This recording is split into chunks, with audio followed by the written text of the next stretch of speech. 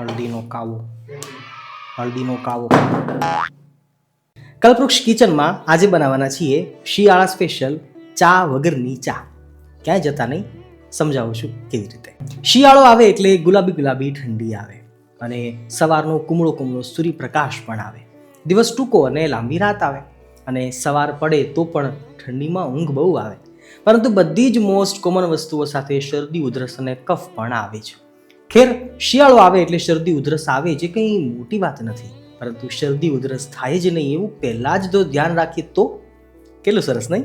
ઘરના વડીલોને કે ઘરના બાળકોને ઠંડીથી બચાવવા માટે અનેક ઉપાય તમે કરતા હશો, પણ એલોપેથી દવાની ટીકડીઓ ખાવા કરતાં એનું ઔષધ ઘરે જ બનાવી લઈએ તો કેટલું સારું. That should be nice thing, નહીં? તો ચાલો શિયાળાની ઠંડીને ભગાડવા માટે અને શરદી ઉધરસથી બચવા માટે એક રામબાણ ઇલાજ જેવો કાવો કે જેનો સ્વાદ કડવો જરા પણ નથી અને એવો ખાટો મીઠો છે કે સૌને ગમી જાય અને વળી ઘરમાં પડેલી તમામ વસ્તુઓમાંથી જ ફક્ત 5 જ મિનિટમાં બની જાય એવી સરસ આ હોમમેડ રેમેડી છે. ખર્ચો થોડો અને ફાયદો અપરંપાર. 17 વર્ષની મારી આ તાગાશમની જર્નીમાં લગભગ છેલ્લા 15 વર્ષથી તો દરેક શિયાળામાં હું આ ઠાકોરજીને ધરાવું છું, પીવું છું. પણ તમે એક જ વાર જો ચાખી જશો તો મને ભરોસો છે કે અઠવાડિયામાં 2 વાર તો તમે બનાવશો. કોઈ જ પ્રકારની આડઅસર નથી અને કોઈ જ પ્રકારનો ડર નથી. અને હા, અઠવાડિયે 2 વાર પીશો ને તો આટલા ફાયદા જરૂર થશે. એક તો ગળું સાફ થઈ જશે, શરદી ભાગી જશે, કબજિયાત હશે તો તૂટી જશે, ઠંડી ભાગી જશે અને ગરમી ચડી જશે. અને વળી ઝાયકો એવો છે કે સવારે નાસ્તા પછી પીશો તો બપોર સુધી ઉર્જા ભર્યા રહેશો અને ફ્રેશ ફિલિંગ કરશો. તો ચાલો ઝડપથી બનાવી લઈએ ચા વગરની ચા, એટલે કે આ શિયાળાનો હળદર આદુનો સુંદર મજાનો કાપ. ભક્તો, આજની આપણી ચા વગરની ચા બનાવવા માટે બહુ ઓછી વસ્તુઓની ઉપયોગની જરૂર પડશે. જેમાં આપણે લીલી હળદરનો ઉપયોગ કરી રહ્યા છીએ, આદુનો ઉપયોગ કરી રહ્યા છીએ. તમે સફેદ હળદર હોય તો એ પણ લઈ શકો છો. 2 હળદર મહત્વની છે અને આદુ પણ મહત્વનું છે. સેમ વે લીંબુ છે એ છેલ્લે નાખવાના છીએ અને ગળપણમાં આપણે સાકર નાખીએ છીએ. આ જગ્યા ઉપર તમે ઝીણી જે ખડી સાકર હોય એ પણ નાખી શકો છો. એ નથી તો આપણે પાછળથી લાસ્ટમાં મધ પણ નાખી શકીએ છીએ વધારે હેલ્ધી બનાવવા માટે. અને સંચળ પાવડર એ પણ બહુ જરૂરી છે. એની સુગંધ પણ સરસ આવશે અને હેલ્થ માટે પણ એ બહુ જ વધારે કારગર સાબિત થાય છે. અને હા, આજને આ ચા વગરની ચાની અંદર આપણે દૂધનો ઉપયોગ કરવાના નથી, આપણે પાણીમાં આ બનાવવાના છીએ. ચાલો ઝડપથી બનાવી લઈએ.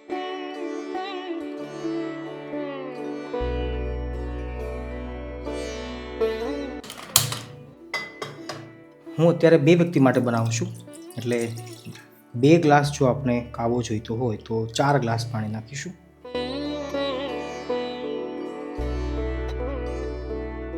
આજની આપણી આ રેસીપી એટલે કે ચા વગરની ચા, મતલબ કે હળદર આદુનો ઉકાળો, જેની અંદર આપણે હળદી થોડીક વધારે એક્સ્ટ્રા નાખવાની છે. એક વ્યક્તિ દીઠ 1 મોટો ટુકડો લઈ શકીએ, એઝ વેલ એઝ આદુ પણ એક વ્યક્તિ દીઠ 1 મોટો ટુકડો લઈ શકીએ. હાલ આપણે 2 વ્યક્તિ માટે બનાવી રહ્યા છીએ તો આપણે બધી વસ્તુ ડબલ નાખીએ છીએ. તમે પણ પરિવારના સભ્યો પ્રમાણે અને અથવા તો આદુની રુચિ ઓછી વધતી હોય કોઈને તે પ્રમાણે ઓછું વધતું કરી શકાય છે.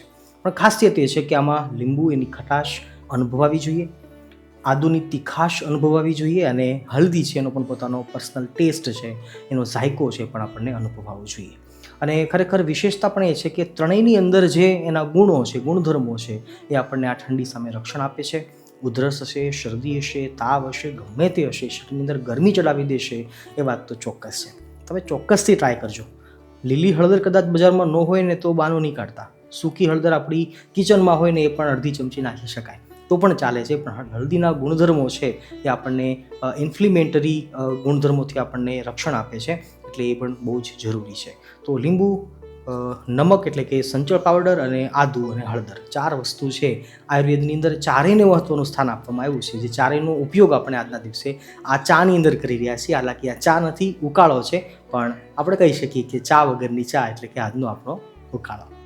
હવે ઉકળતા પાણીની અંદર આપણે આપણી હળદર નાખીએ છીએ, આદુ નાખીએ છીએ અને હવે આ બંનેની સાથે આપણે ઉકળવા દઈશું ટીલ ધી એન્ડ, મતલબ અડધું પાણી ઉકળી જવું જોઈએ, પછી આપણે બીજું નાખીશું.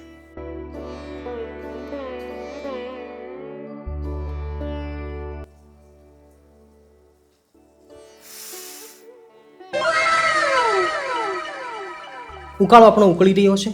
ચા વગરની ચા બનાવીએ છીએ આપણે તો ગળપણ જરૂરી છે. મોટો સાકરનો ટુકડો નાખું છું. સાકર છે એ સ્વાદ અનુસાર ઓછા વધતા કરી શકાય. જો ડાયાબિટીસવાળા હોય તો સાકરને એકદમ ઓછી નાખવાની, અને ખાંડ તો નાખવાની જ નથી. ગોળામાં ઉકળતા પાણીમાં ગોળ ન નાખીએ તો વધારે સારું, બાકી ગોળ પણ નાખી શકાય છે, એમાં કોઈ ઇશ્યુ નથી, પણ સાકરનો ટેસ્ટ છે વધારે સારો આવતો હોય છે. અને હવે 3 થી 4 મિનિટ જેમ આપણે ચા ઉકાળીએ એમ ઉકાળી લઈએ અને પછી આપણે એને ગાળી લઈએ, અને ગાળ્યા બાદ ઉપરથી લીંબુ નાખીશું. અને હવે નમક કદાચ આમાં નાખો કે ગ્લાસમાં નાખો, બંનેમાં ચાલશે. સંચળ પાવડર નાખજો તો એનો ટેસ્ટ સુગંધ એની બહુ સારી આવશે. છેલ્લે આપણી શરત પ્રમાણે ઠાકોરજીને ધરાવવાનું ભૂલશો નહીં. જે પણ ઘરમાં બનાવો ભગવાનને ભોગ ધરાવજો, તો દરેક વસ્તુ છે પ્રસાદી બની જશે, અને એ પ્રસાદી છે એ ભક્તિરૂપ કહેવાશે. મળીએ છીએ નવી એક રેસીપી સાથે. કલ્પવૃક્ષ પરિવારને જય સ્વામિનારાયણ, જય શ્રી કૃષ્ણ, જય સિયારામ, હર હર મહાદેવ, રાધે રાધે. સ્વાદ અનુસાર સંચોળ પાવડર, અને હવે ગાળી લઈએ.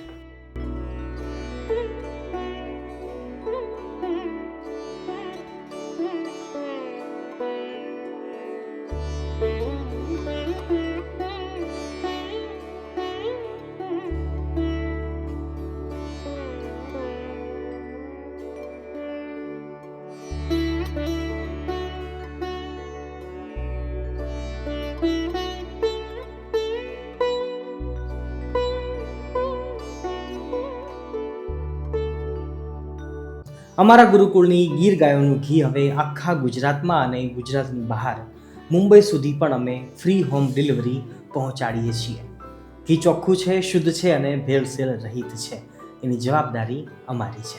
વધારે નહીં, પરંતુ એટલું ચોક્કસ કહીશ કે અત્યારના સમયમાં તમારા અને પરિવારના શરીરને સારા રાખવા માટે ઘી, તેલ, દૂધ આ બધું ઓછું ખાજો, પણ શુદ્ધ ખાજો.